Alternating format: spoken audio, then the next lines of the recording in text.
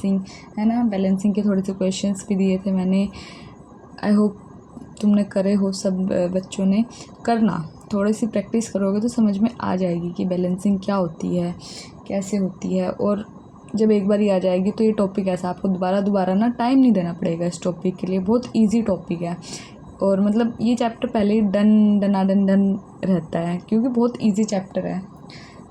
पहले ही कहा था मैंने कि अभी नहीं लगेगा, जब मतलब आधी बुक पढ़ लोगे ना तब तुम्हें ऐसा लगेगा कि ये चैप्टर तो हलवा है, इसकी क्या ही टेंशन लेते हैं। तो चलो, मैंने आपको होमवर्क के 6 क्वेश्चंस दिए थे तो मैं उनको डिस्कस कर लेती हूँ। मतलब डिस्कस क्या, मैंने सॉल्यूशन ही देने हैं उनके कि किसी बच्चे को अगर कन्फ्यूजन हो तो चेक कर ले अपने आंसर्स, है ना। हाँ जी, तो पहला पार्ट ये है होमवर्क क्वेश्चन का कि क्या कहते हैं, ये वाली इक्वेशन है, ठीक है। तो मैंने कैसे सिखाया, पहले आपने टेबल बनाना है, एलिमेंट्स लिख लेने हैं, ठीक है। एलिमेंट्स रिएक्टेंट साइड्स पे कैसे है ना, रिएक्टेंट्स प्रोडक्ट साइड, ठीक है। Reactant side and products side, ठीक है। अब देखो बच्चों, इसमें सबसे पहले हमारा एलिमेंट क्या आ जाता है, के, which is potassium, Cl chlorine and O is oxygen, है ना। ये O3 नहीं लिखना है, ऐसे O3 नहीं लिखना है एलिमेंट्स में क्योंकि ये इसके नंबर बता रहा है कि कितने ऑक्सीजन है, ठीक है। तो ये गलत होगा, ऐसे O लिखेंगे हम सिंपल, जो ऑक्सीजन का सिंबल है, ठीक है। अब क्या करेंगे, अब पोटेशियम कितने हैं, 1, तो 1, ठीक है। रिएक्टेंट साइड पे, रिएक्टेंट साइड लिख रहे हैं तो देखना भी रिएक्टेंट साइड पे ही है। क्लोरीन 1, ऑक्सीजन 3, ठीक है। अब इधर पोटेशियम 1, क्लोरीन 1, ऑक्सीजन 2। अब देखो, जब भी ऐसा 3 और 2 का ऐसा कुछ आ जाता है ना तो हम इसको 2 से कर देते हैं। जहाँ पे भी ये वाला ऑक्सीजन प्रेजेंट होगा इसको 2 से कर देंगे, और जहाँ पे 2 है ऑक्सीजन वहाँ पे 3 से मल्टीप्लाई कर देंगे। तो इसी से करके देखते, देखो यहाँ पे ऑक्सीजन यहाँ है 3, इसको मैं 2 से मल्टीप्लाई कर दूँगी। अब तो 2 से मल्टीप्लाई करा तो ये क्या हो गया, 6, ठीक है। तो इधर भी 6 करने के लिए मुझे क्या करना पड़ेगा, 3 से मल्टीप्लाई करना पड़ेगा। तो मैंने 3 से मल्टीप्लाई कर दिया, ठीक है। 3 से मल्टीप्लाई करके ये भी 6 हो जाएगा। बट जब मैंने इधर 2 से मल्टीप्लाई करा तो मेरा पोटेशियम भी 2 हो गया और क्लोरीन भी 2 हो गया, ठीक है। अब इन दोनों को बैलेंस करने के लिए, यानी कि अब 1 को तुम क्या कहते हैं, 2 को तो 1 बना नहीं सकते क्योंकि हम सिर्फ मल्टीप्लिकेशन कर सकते हैं, इसलिए हम 1 को 2 बनाएंगे बाय मल्टीप्लाइंग इट बाय 2, ठीक है। 2 से मल्टीप्लाई करा तो ये भी 2 आ गया, ये भी 2 आ गया। तो बैलेंस इक्वेशन क्या होगी हमारी, 2KClO3 gives 2KCl plus 3O2, the balanced equation, ठीक है। देख लो, कोई बच्चे किसी को कोई डाउट हो तो कमेंट कर देना, ठीक है। और समझ में आया तो वीडियो लाइक कर देना। अब देखो, ये हमारी सेकंड इक्वेशन थी। अब देखो इसमें क्या है, अब इसको मैं डायरेक्ट, अब ये बार बार टेबल नहीं बनाऊंगी, ठीक है। अब मैं डायरेक्ट भी करूँगी, ठीक है। बच्चे तुम प्रैक्टिस करोगे तो तुम्हें भी आ जाएगा, ठीक है। अब डायरेक्ट कैसे करते हैं, देखो ऑक्सीजन 2 है तो मैं ऑक्सीजन को 2 बनाने के लिए यहाँ पे 2 से मल्टीप्लाई कर दूँगी, कर दिया, ठीक है। अब इसको, ये तो 2 हो गया तो बैलेंस हो गया इसके साथ, ठीक है। बट यहाँ पे 2 से मल्टीप्लाई करने के बाद सोडियम क्या हो गया हमारा, 4 हो गया। तो हम सोडियम को इधर क्या 4 से मल्टीप्लाई कर देंगे, तो ये हमारी बैलेंस्ड इक्वेशन हो जाएगी, ठीक है। अब ये है हमारी थर्ड इक्वेशन, ठीक है। इसमें क्या है, zinc plus HCl give zinc chloride plus H2। अभी देखो क्या है हमारा, जिंक तो 1 ही है, H हमारा 2 है और Cl हमारा 2 है, और इधर ये दोनों एक साथ हैं तो हमको इसको सिर्फ 2 से मल्टीप्लाई करना पड़ेगा और हमारी इक्वेशन बैलेंस्ड हो जाएगी, ठीक है। ये इस इक्वेशन की बैलेंस्ड इक्वेशन, ठीक है। एंड ये है हमारी फोर्थ इक्वेशन, ठीक है। अब देखो इसमें कैसे करना है, यहाँ पे इधर क्या है, सोडियम हमारा 2 है तो मैं इधर सोडियम को 2 करने के लिए 2 से मल्टीप्लाई करूँगी क्योंकि 1 है तो 2 से मल्टीप्लाई करा, ठीक है। अब जब मैंने इधर 2 से मल्टीप्लाई करा तो सोडियम दोनों तरफ क्या हो गया, 2 2 हो गया, ठीक है। अब इसके बाद देखो ऑक्सीजन भी 2 हो जाएगा, हाइड्रोजन भी 2 हो जाएगा। अभी ऑक्सीजन क्या है, 2 है और इधर के ऑक्सीजन क्या है, 4 है। तो 2 + 4 = 6। तो इधर भी हमारे ऑक्सीजन कितने होने चाहिए, 6 होने चाहिए। तो ये 4 ऑक्सीजन तो यही है। अब यहाँ पे क्या है, 1 है ऑक्सीजन, तो 4 + 1 5 है, तो इसको 6 बनाने के लिए 2 से मल्टीप्लाई कर देंगे तो कर दिया। अब क्या है, ये 4 ऑक्सीजन और ये 2 ऑक्सीजन हो गए 6, बैलेंस हो गया। ठीक है, अब हाइड्रोजन को देख लेंगे। हाइड्रोजन कितने हमारे पास, 2 इधर से, क्योंकि हमने इस 2 से मल्टीप्लाई करा इस H को, तो 2 हो गए इसके आइटम्स। ठीक है, और 2 ये वाले, तो 4 हो गए। अब इधर 2 × 2 ये 4 हो जाएंगे। ठीक है, और ये हमारा सल्फ़र भी 1 है, तो 1 ही है ना।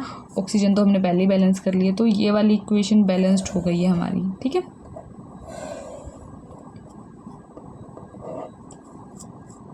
सेकंड है हमारा, फिफ्थ है हमारा zinc plus silver nitrate gives zinc nitrate. अब देखो नाइट्रेट 2 है ना, तो मैं पहले इधर नाइट्रेट को ही 2 कर दूंगी, नाइट्रेट 2 कर दिया। अब इसके बाद क्या है, मेरा सिल्वर 2 हो गया, तो इधर सिल्वर से 2 को मल्टीप्लाई कर दूंगी, तो ये बैलेंस हो जाएगा। ठीक है, अब ऐसी हमारी 6th इक्वेशन आ जाएगी, KBr react with I2 gives Ki plus barium bromide. अब देखो कैसे होगा, ब्रोमाइड क्या है, 2 है ना। पहले ही मुझे अनबैलेंस दिख रहा है कि ब्रोमाइड इधर 1 है, इधर 2 है, तो मैं इसको 2 बना दूंगी।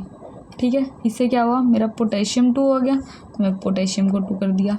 ठीक है, पोटेशियम 2 हो गया तो आयोडाइड 2 हो गया, और इधर आयोडाइड पहले से ही 2 था, तो ये हमारी बैलेंस हो गई है इक्वेशन। ठीक है, अगर अभी भी किसी बच्चे को डाउट हुआ तो कमेंट कर दे, मैं कमेंट का रिप्लाई कर दूंगी या कोई शॉर्ट वीडियो डाल दूंगी जिसमें उस बच्चे को क्लियरली समझ में आ जाएगा, मतलब टेबल बना के समझा दूंगी मैं, क्योंकि ये सब आसानी क्वेश्चन थे, तो मैंने सोचा क्या ही सबका टेबल बनाऊं। बट इन केस अगर कोई बच्चा फिर भी चाहे तो कमेंट करके बता सकता है, इतना मैं कर दूंगी, क्योंकि भाई मैं तुम्हारे को पढ़ाने के लिए ही हूँ। तो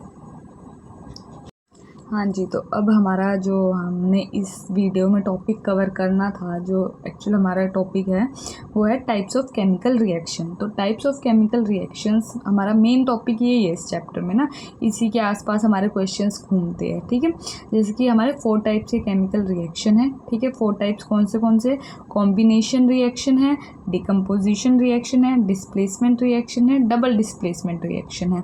अब इन चारों रिएक्शन में आप अलग अलग टाइप से इक्वेशंस पढ़ोगे। जैसे कि कॉम्बिनेशन रिएक्शन में क्या होता है, 2 या 2 से ज़्यादा रिएक्टेंट्स जो होते हैं मिलके एक सिंगल प्रोडक्ट बनाते हैं। ठीक है, एक प्रोडक्ट बनाते हैं। ठीक है, वैसे डिकम्पोजिशन में क्या होता है, डिकम्पोजिशन में कॉम्बिनेशन का उल्टा हो जाता है, मतलब वहाँ पे रिएक्टेंट 2 थे और प्रोडक्ट 1 था। डिकम्पोजिशन में क्या होगा, रिएक्टेंट 1 होगा और प्रोडक्ट 2 होंगे या 2 से ज़्यादा हो सकते हैं। ठीक है, ऐसे ही डिस्प्लेसमेंट में क्या है, अब डिस्प्लेसमेंट में क्या होगा, एक आपके पास सोल्ट प्रेजेंट होगा, सोल्ट अगर समझो तो एक मतलब जिसमें एक अनायन भी होता है, कैटायन भी होता है। ठीक है, वो प्रेजेंट होगा, उसके साथ में एक एलिमेंट होगा। अब देखो, जिसका सोल्ट सोल्यूशन है उससे ज़्यादा रिएक्टिव अगर एलिमेंट आपका आ गया तो वो उसको डिस्प्लेस कर देगा उसके सॉल्यूशन से, और वो सॉल्यूशन फॉर्म कर देगा और उस वाले एलिमेंट को बाहर निकाल देगा। अब 4th टाइप में क्या है, डबल डिस्प्लेसमेंट। तो इसमें सिंगल डिस्प्लेसमेंट होगी, इसमें 2 आयंस की डिस्प्लेसमेंट होगी। तो ऐसे ही इन दोनों का रिलेशन है और इन दोनों का थोड़ा बहुत रिलेशन है, मतलब ऐसे ही पढ़ते हैं। जैसे टाइप 1 रिएक्शन क्या है हमारा, कॉम्बिनेशन रिएक्शन। कॉम्बिनेशन रिएक्शन क्या है, अब देखो कॉम्बिनेशन रिएक्शन थोड़ा सा मैं भी बता देती हूँ। अब इन रिएक्शंस में होता, इस कॉम्बिनेशन रिएक्शन में होता क्या है, अब जैसे कि मैंने पहले ही बताया कि 2 या 2 से ज़्यादा क्या होंगे, रिएक्टेंट्स होंगे, और वो एक प्रोडक्ट फॉर्म करेंगे, सिंगल प्रोडक्ट फॉर्म करेंगे। यानी कि हमारे रिएक्टेंट साइड पे तो 2 या 2 से ज़्यादा चीज़ होगी, लेकिन हमारे जो प्रोडक्ट साइड पे है वहाँ पे सिर्फ एक ही प्रोडक्ट प्रेजेंट होगा या एक ही केमिकल फार्मूला लिखा होगा, क्योंकि एक प्रोडक्ट फॉर्म हुआ है। ठीक है, तो अब देखो क्या है, the reaction in which 2 or more reactants combine to form a single product is known as combination reaction। ठीक है, डेफिनेशन आ जाती है ना, और इसके एग्जांपल्स हमें मेनली याद करने होते हैं। चारों टाइप के एग्जांपल्स आपसे डायरेक्ट ही पूछ लेते हैं कि कॉम्बिनेशन रिएक्शन का एग्जांपल दो, या what is combination reaction, give one example, है ना, ऐसे करके।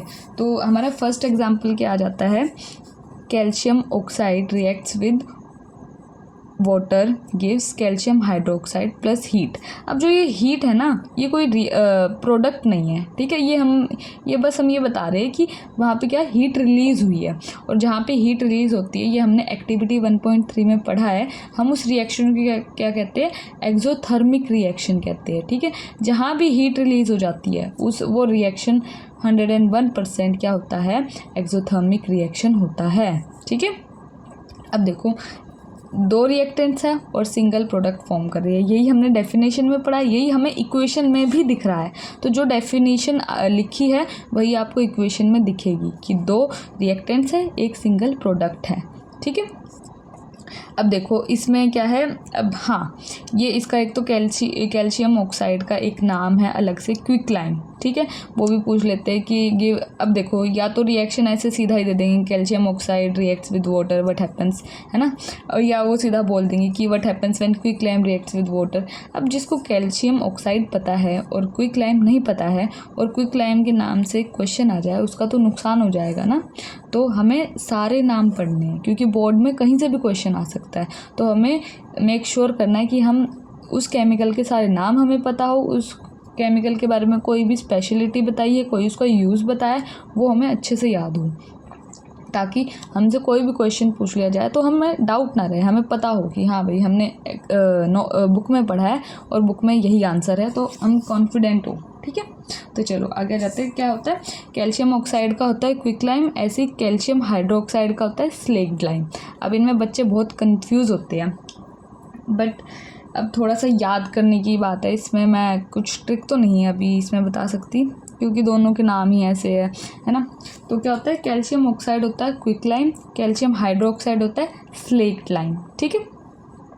और इस रिएक्शन को क्या कहते हैं हम, एक्सोथर्मिक रिएक्शन कहते हैं। ये मैंने लिख दिया, above reaction is exothermic as heat is released. कभी भी पूछ लिया कि ये रिएक्शन एक्सोथर्मिक क्यों है, एक ही रीज़न आएगा, क्योंकि हीट रिलीज़ हुई है वहाँ पे, ठीक है।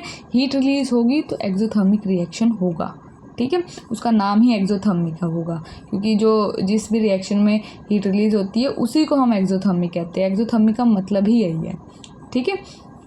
अब एक यूज़ बताया इन्होंने, यूज ऑफ स्लेक्ट लाइम, ठीक है। अब जो ये सॉल्यूशन होता है ना स्लेक्ट लाइम का, ये किसके लिए यूज़ होता है, वाइट वॉशिंग के लिए यूज़ होता है, ठीक है। अब वाइट वॉशिंग के लिए यूज़ होता है, ठीक है। और एक इसका रिएक्शन है कि जब क्या कहते हैं, स्लेक्ट लाइम कार्बन डाइऑक्साइड के साथ रिएक्ट करता है तो क्या होता है, वो मैं आगे बताती हूँ। अभी बस हमने क्या याद रखना है, solution of slaked lime is used for white washing.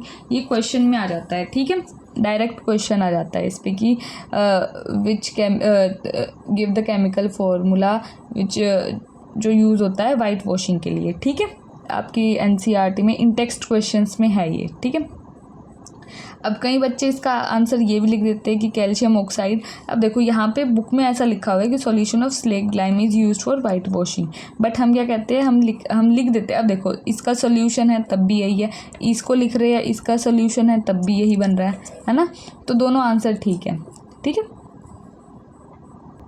हाँ जी, अब जो मैंने बताया था कि जब कैल्शियम हाइड्रोक्साइड CO2 के साथ रिएक्ट करता है तो क्या बनाता है। अब काफ़ी बार ऐसे कि CO2 के साथ किसी ने रिएक्ट करा तो क्या बनता होगा। अब देखो ये मैं ट्रिक बता रही हूँ, मतलब जितनी मैंने आज तक केमिस्ट्री पढ़ाई है बच्चों को उसके बेसिस पे बता रही हूँ। कभी भी CO2 के साथ कोई चीज़ रिएक्ट कर रही होगी ना, ज़्यादा चांसेस होते हैं कि कार्बोनेट बने, ठीक है। कार्बोनेट बनने के चांसेस सबसे ज़्यादा होते हैं। तो किसी को ना याद आए तो ये याद कर लेना कि कार्बोनेट बन सकता है कभी भी। कोई भी ए केमिकल हो वो कार्बन डाइऑक्साइड के साथ रिएक्ट कर रहा है तो there are more chances to form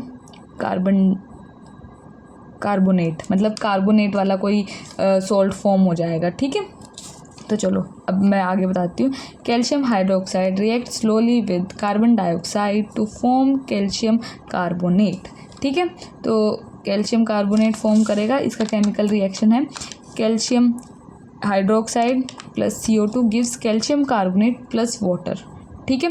और ये जो कैल्शियम कार्बोनेट होता है ये वाइट कलर का दिख रहा होता है हमें अलग से, ठीक है। और क्या कहते हैं केमिकल। अब जो ये कैल्शियम कार्बोनेट है ना, ये जो हम मार्बल्स वगैरह हम हमारे घरों में लगते हैं, है ना, ये सब इसी फॉर्मूले से बनते हैं। उन सब के लिए हम यही फॉर्मूला यूज़ करते हैं, ठीक है, कैल्शियम कार्बोनेट। अब कैल्शियम कार्बोनेट को क्या एक तो मार्बल भी कह देते हो और एक क्या कहते हैं, लाइमस्टोन भी कहते हैं, ठीक है। लाइमस्टोन भी कैल्शियम कार्बोनेट का ही नाम है, ठीक है। अब देखो कैल्शियम कार्बोनेट हो गया, लाइमस्टोन हो गया, मार्बल हो गया, तीनों का एक ही फॉर्मूला है, क्या है, कैल्शियम कार्बोनेट। क्योंकि सीधा ही क्वेश्चन दे देंगे, what happens when limestone is heated. अब जब लाइमस्टोन को हीट करेंगे तो वो आगे हम बात करेंगे क्या होगा, लेकिन आपको पहले फॉर्मूला तो पता होना चाहिए। अब जैसे मैंने ट्रिक बताई कि जब CO2 के साथ रिएक्ट करेगा तो कार्बोनेट फॉर्म होगा। अब ऐसे कार्बोनेट को कभी भी हीट करते हैं, ये मैंने पहले भी बताया, कार्बोनेट को कभी भी हीट करते हैं, कार्बन डाइऑक्साइड से पहले निकल जाती है, ठीक है, एज मतलब गैस निकल जाती है और रिलीज़ हो जाती है, ठीक है। तो ये भी याद रखना है, ठीक है। अब थोड़े से और एग्जांपल्स है कॉम्बिनेशन रिएक्शन के। देखो बर्निंग ऑफ कोल क्या होता है, carbon plus O2 gives CO2, ठीक है, ये पहले से ही बैलेंस्ड है। और फॉर्मेशन ऑफ वाटर, हाँ जी, 2H2 plus O2 gives 2H2O, ये वाटर बन गया हमारा, ठीक है। हाइड्रोजन और ऑक्सीजन से हमारा वाटर बन गया, ठीक है। अब हमारा एक जो सबसे इम्पोर्टेंट एक क्वेश्चन आता है वो क्या, कि respiration is an exothermic process. कैसे, why respiration is an exothermic process, या how respiration is an exothermic process, ठीक है, कैसे है वो एक्सोथर्मिक प्रोसेस, ये आपका क्वेश्चन आता है, बहुत इंपॉर्टेंट होता है, ठीक है। बोर्ड में भी कई बार पूछा गया है।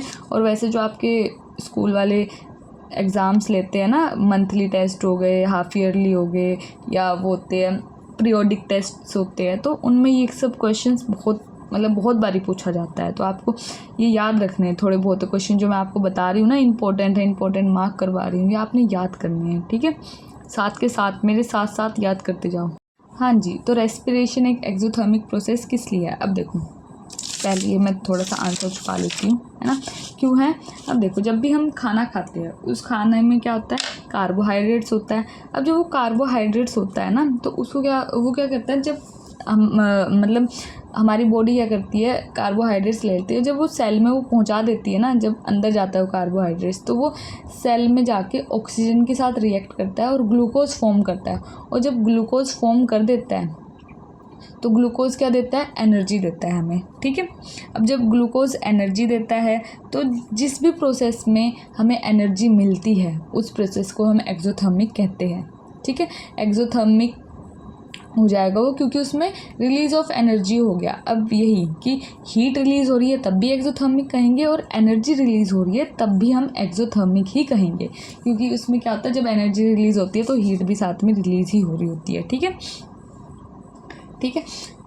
अब मैं एक प्रॉपर आंसर बता देती हूँ, ये तो मैंने आपको समझा दिया, थ्योरी समझा दी। अब लिखनी कैसे है, प्रेजेंट कैसे करनी है, वो मैं बता देती हूँ। देखो पूरा सिंपल लाइनों में, मैंने सिंपल 4-5 लाइनों में ये आंसर है। इस आंसर में आपको जितने भी मार्क्स में क्वेश्चन आएगा पूरे मिल जाएंगे, ठीक है। हाँ, इसमें एक जब आप वो लाइफ प्रोसेसेस चैप्टर पढ़ लेते हैं तब आप इसमें एक इक्वेशन भी ऐड कर सकते हैं। अभी मैंने ऐड नहीं करी क्योंकि हमने वो चैप्टर आगे पढ़ना है, तो तभी जब पढ़ लेंगे तब ऐड आप कर सकते हो अपने हिसाब से, नहीं भी करोगे तब भी आपके इसमें आंसर में फुल मार्क्स हैं, ठीक है। अब देखो क्या है, during digestion food is broken down into simpler substance, ठीक है। The carbohydrate present in the food are broken down to form glucose. This glucose combines with oxygen in the cells of our body and provides energy. This involves release of energy. ये आपने ज़रूर लिखना है, this involves release of energy, क्योंकि इसी बात से आपका ये जो है प्रूफ होगा कि ये क्या है, एक एक्सोथर्मिक प्रोसेस है, ठीक है। Hence respiration is an exothermic process, is an exothermic process, ठीक है। ये जो 4 लाइनें मैंने लिखवाई है, इससे ये पूरी स्टेटमेंट आपकी जो ये है ना, respiration is an exothermic process, पूरी वो हो जाती है, एक्सप्लेन हो जाती है, ठीक है। इससे ज़्यादा आपको लिखने की ज़रूरत नहीं है, ठीक है। बाकी मतलब इतना, अगर इससे भी आसान किसी बच्चे को कोई लैंग्वेज चाहिए तो मैं वो भी बता सकती हूँ। आप कमेंट करके बता दें कि आपको कहाँ पे मतलब डिफ़िकल्टी लग रही है। वैसे तो ये सबसे सिंपल ही है, इससे ज़्यादा सिंपल अगर मतलब हो सकता है, बट ये ठीक है ना। चलो अब हम आगे बढ़ते हैं। चलो वैसे समझ में तो आ गया होगा ना कॉम्बिनेशन रिएक्शन क्या था, उसमें मैंने सब बता दिया है, ठीक है। उस कॉम्बिनेशन रिएक्शन का जो भी आपका बुक में दिया हुआ है, जो एनसीईआरटी में है, वो सब मैंने आपको बता दिया है। एनसीईआरटी में इससे ज़्यादा कोई इन्फॉर्मेशन नहीं है कॉम्बिनेशन रिएक्शन की, और मतलब मैंने तो आपको थोड़ा एक्स्ट्रा ही बता दिया है, ठीक है, कि कोई घुमा के क्वेश्चन कैसे आ सकते हैं वो भी बता दिया है, ठीक है। फिर भी कोई दिक्कत हो तो कमेंट ज़रूर करो, ठीक है। और वीडियो देखते हो तो लाइक भी करा करो, है ना। थोड़ा सा जब आप वीडियो देख रहे हो तो लाइक भी कर दो, है ना। कुछ तो समझ में आ ही रहा होगा, है ना। चलो अब हम मूव करते हैं सेकंड टाइप ऑफ रिएक्शन में, क्या है, विच इज़ डिकम्पोजिशन रिएक्शन। अब डिकम्पोजिशन रिएक्शन मैंने बताया था कि कॉम्बिनेशन का उल्टा है बिल्कुल, है ना, ऑपोजिट ऑफ कॉम्बिनेशन रिएक्शन। तो क्या होगा, हम 3-4 चीज़ें पहले पता लगा लेते हैं। क्या होगा, जो आपका प्रोडक्ट है, जो आपका रिएक्टेंट है वो एक होगा और प्रोडक्ट 2 या 2 से ज़्यादा होंगे, ठीक है। और क्या हो सकता है, और चलो अभी तो यही बात कर सकते हैं, क्योंकि आगे तो फिर मुझे पहले आपको समझाना है, फिर उसके बाद ही बता पाओगे, ठीक है। तो डिकम्पोजिशन रिएक्शन में क्या होता है, एक हमारा रिएक्टेंट होता है, वो टूटता है, डिकम्पोज होता है 2 या 2 से ज़्यादा सिंपलर प्रोडक्ट्स में, ठीक है, सिंपलर प्रोडक्ट्स में जाता है, ठीक है। चलो अब हम स्टार्ट करते हैं अपना डिकम्पोजिशन रिएक्शन। हाँ जी, तो बच्चों चलो हम शुरू करते हैं अपना डिकम्पोजिशन रिएक्शन। तो डिकम्पोजिशन रिएक्शन में अभी तक हमने क्या पढ़ा है कि जिसमें एक ही अपना रिएक्टेंट होता है और 2 से ज़्यादा प्रोडक्ट्स में डिकम्पोज हो जाता है, ठीक है। तो इसकी एक बार हम डेफिनेशन कर लेते हैं। The reaction in which single reactant breaks down to give simple products. ये किसकी डेफिनेशन हो सकती है, और एक और हो सकती है, मतलब ये स्टेटमेंट में आ जाती है, इसलिए मैंने दूसरी भी लिखी है, ठीक है। Reaction in which single reactant decomposes to give 2 or more products, ठीक है, सिंपल ही है स्टेटमेंट इसकी। अब these reactions are opposite of combination reaction. हाँ जी, ऑपोजिट होते हैं कॉम्बिनेशन रिएक्शन के, ठीक है। ये कैसे होते हैं ये हम अभी आगे डिस्कस करेंगे, ठीक है। अब देखो इसका फर्स्ट एग्जांपल है, ये ferrous sulphate decomposes to ferric oxide SO2 SO3। अब देखो हमने क्या दिया, इसको हीट दी, ठीक है, मतलब एनर्जी हम दे रहे हैं। अब डिकम्पोजिशन रिएक्शन का क्या होता है ना, हमें कुछ ना कुछ एनर्जी देनी होती है, और किसकी फॉर्म में देनी होती है, या तो हीट की फॉर्म में दे सकते हैं, या इलेक्ट्रिक करंट की, या इलेक्ट्रिसिटी, है ना, इलेक्ट्रिसिटी की फॉर्म में, या सनलाइट की फॉर्म में। ये 3 टाइप्स के आगे डिकम्पोजिशन रिएक्शन है। बट अभी जस्ट मैं ये बता रही हूँ कि हमें ना डिकम्पोजिशन रिएक्शन स्टार्ट करने के लिए उसे हीट देनी पड़ती है, क्योंकि अब सपोज़ करो कि ये फेरस सल्फेट पड़ा है, तो अगर हम इसके साथ कुछ हीट नहीं दे रहे, कुछ इसके साथ रिएक्ट नहीं करवा रहे, तो ऐसे थोड़ी किसी और चीज़ में चेंज हो जाएगा, तो कुछ तो हमें देना पड़ेगा। तो अब जब रिएक्टेंट तो एक ही रहेगा, तो हमने कंडीशन दे दी कि हीट कर रहे हैं हम उसको, ठीक है। हीट करके क्या कर रहा है, ये फेरिक ऑक्साइड सल्फर डाइऑक्साइड और सल्फर ट्राइऑक्साइड में जा रहा है। ऐसे ही कैल्शियम कार्बोनेट को जब हीट कर रहे हैं क्या बन रहा है, कैल्शियम ऑक्साइड और CO2 कार्बन डाइऑक्साइड। ये मैंने बताया था कि जब भी हम कार्बोनेट वाली चीज़ को हीट करेंगे बहुत ज़्यादा चांसेस होते हैं, और हर बार क्या होता है, CO2 रिलीज़ होती है, ये याद रखना है। कार्बोनेट को अगर हीट करेंगे, कुछ भी कार्बोनेट, यहाँ कैल्शियम है, कुछ और एलिमेंट भी आ जाए, अगर कार्बोनेट होगा और उसे हीट करेंगे तो क्या रिलीज़ होगा, कार्बन डाइऑक्साइड, ठीक है। यहाँ पे चेंज हो सकता है, ऑक्साइड ही होगी उस वाले दूसरे वाले एलिमेंट की, बट यहाँ पे कुछ चेंज नहीं होगा, ऑक्साइड ही फॉर्म होगी, रिलीज़ होगी, ठीक है। अब ये क्या है, calcium carbonate is also cold limestone, ये मैंने बताया था। अब देखो इस रिएक्शन का कैसे आ जाता है सवाल कि what happens when limestone is heated. तो ये वाली इक्वेशन आपको देनी होती है कि calcium oxide is formed and carbon dioxide is released. हमें टेस्ट भी बताना होता है कार्बन डाइऑक्साइड का ना, वो आगे हम एक्टिविटीज़ में करवाऊँगी मैं, टेस्ट फॉर CO2। जैसे मैंने हाइड्रोजन का करवाया था, वैसे ही इसका भी आ जाता है कि आप कैसे बताओगे कि भाई CO2 गैस है। अब 10th क्लास में आ गए तो हर चीज़ का उन्हें प्रूफ चाहिए कि क्यों है, अच्छा है तो क्यों है, कैसे है बताओ हमें। तो कार्बन डाइऑक्साइड गैस है तो कैसे है, इसका टेस्ट होता है, ठीक है। अब देखो, और थर्ड एग्जांपल है, लेड नाइट्रेट को जब हीट करते हैं तो लेड ऑक्साइड में, नाइट्रोजन डाइऑक्साइड में और ऑक्सीजन में कन्वर्ट होता है, ठीक है। अब इसके ब्राउन फ्यूम्स होते हैं, ये हम कब करेंगे, हम एक्टिविटी में करेंगे, जब एक्टिविटी होंगी, ठीक है। इतना इतना हमारा डिकम्पोजिशन रिएक्शन था। ठीक है, ये 3 मैंने इक्वेशंस बताई है। हीट, ये तीनों, हाँ ये मैं बताना भूल गई कि ट्राइंगल का मतलब क्या है, हीट है। ठीक है, ट्राइंगल से भी हम हीट को ही डिनोट करते हैं। ठीक है, अब मोर अबाउट डिकम्पोजिशन रिएक्शन। ठीक है, there are 3 types of decomposition reaction. अब वो 3 टाइप के डिकम्पोजिशन रिएक्शन क्या है, थर्मल डिकम्पोजिशन, इलेक्ट्रोलाइटिक डिकम्पोजिशन और फोटोलाइटिक डिकम्पोजिशन। ठीक है, अब देखो ये 3 टाइप्स होते हैं डिकम्पोजिशन रिएक्शन के। ठीक है, अब देखो थर्मल डिकम्पोजिशन में क्या होगा। अब थर्मल क्या है, थर्मल से हमारा मतलब होता है हीट, यानी कि जिसमें हम एनर्जी हीट की फॉर्म में दे रहे हैं, है ना, हीट की फॉर्म में जिसमें एनर्जी दे रहे हैं वो हो जाएगा हमारा थर्मल डिकम्पोजिशन।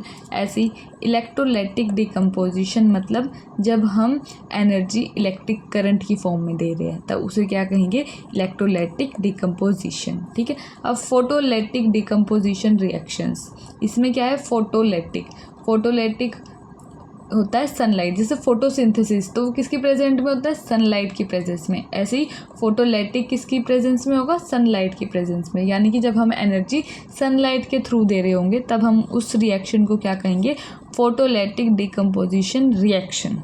ठीक है, अब चलो आगे इनका थोड़ा सा डेफिनेशन देख लेते, तो इनके एग्जांपल्स पूछ लेते हैं कि हमें 3 टाइप्स ऑफ डिकम्पोजिशन रिएक्शन के एग्जांपल दे के बताओ कि क्या क्या होते हैं। ठीक है, तो एग्जांपल्स आपको याद करने पड़ते हैं। ठीक है, अब फर्स्ट क्या है, थर्मल डिकम्पोजिशन है, इसकी थोड़ी सी डेफिनेशन है।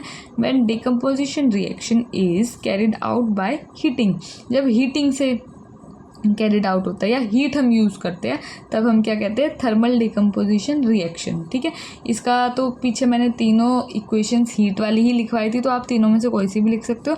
मैंने लेड नाइट्रेट वाली लिख दी है। ठीक है, lead nitrate is heated and form lead oxide, nitrogen dioxide और ऑक्सीजन। ठीक है, अब आगे हम, हाँ इलेक्ट्रोलाइटिक सेकंड है, इलेक्ट्रोलाइटिक डिकम्पोजिशन रिएक्शन। अभी क्या है, when decomposition reaction is carried out by electric current, जब हम इलेक्ट्रिक करंट के थ्रू एनर्जी दे रहे हैं उसको कहते हैं इलेक्ट्रोलाइटिक डिकम्पोजिशन।